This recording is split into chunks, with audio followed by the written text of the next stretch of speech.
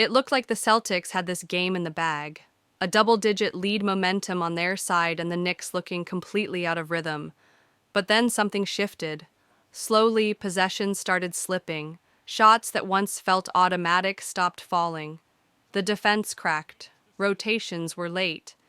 And before anyone could process what was happening, the Celtics were unraveling.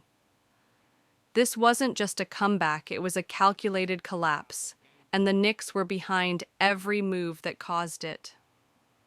To really understand how the Knicks caused this Celtics collapse, you have to look beyond just the final score or the highlight reel plays.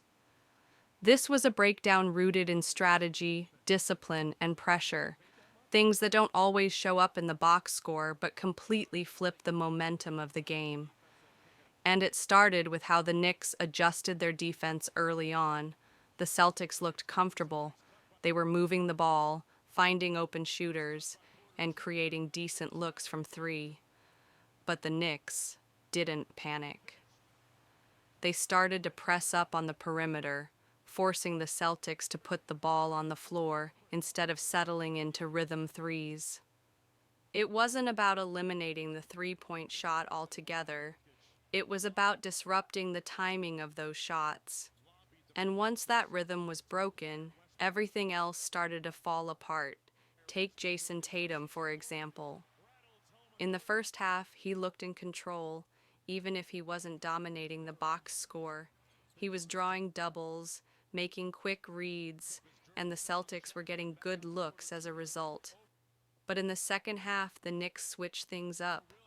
They sent help later, baited him into tougher isolation decisions, and trusted their help defense to rotate. Suddenly, Tatum wasn't just reading the floor, he was reacting to it. And that half-second delay made all the difference. But it wasn't just Tatum. The Celtics' offense, which thrives on spacing and quick decision-making, became static. The Knicks started switching more effectively, closing off driving lanes and forcing Boston into late clock situations. The threes didn't stop coming, but the quality of them dropped off hard.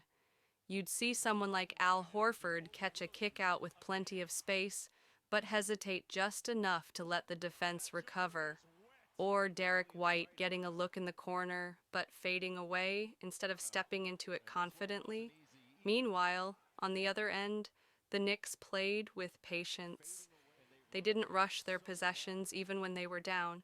They methodically went at mismatches, especially targeting the Celtics bigs in space. Julius Randle and Jalen Brunson, in particular, made a living attacking switches and collapsing the defense.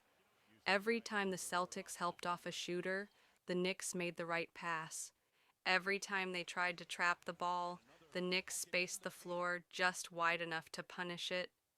And this is where the collapse really took shape. Boston, known for their defensive versatility, suddenly looked disjointed. Help was either too early or too late. Communication started breaking down, especially in transition. The Knicks didn't blow the game open with a barrage of threes they chipped away, possession by possession. A Brunson floater here, a Hart offensive rebound and put back there. Then a quick swing to the corner for a Grimes three, nothing flashy, just brutal execution. By the time the Celtics realized what was happening, the energy had shifted. You could feel the tension in their shot selection. Every missed three started to feel heavier. Every empty possession became more desperate. And the Knicks never let up. They stayed disciplined, trusted their game plan, and most importantly, played the long game. The Celtics' three-point volume, which can be their greatest strength, became their biggest weakness when the quality of those attempts dipped. It's easy to blame the loss on poor shooting or bad luck, but what the Knicks did was deeper than that. They controlled the game without having to dominate it. They planted seeds of doubt possession after possession until Boston unraveled under the weight of their own offensive identity. This wasn't a collapse caused by one bad quarter. It was engineered across 48 minutes by a team that understood exactly how to expose the gaps in Boston's armor. And they didn't need a miracle to do it, just patience, pressure, and execution.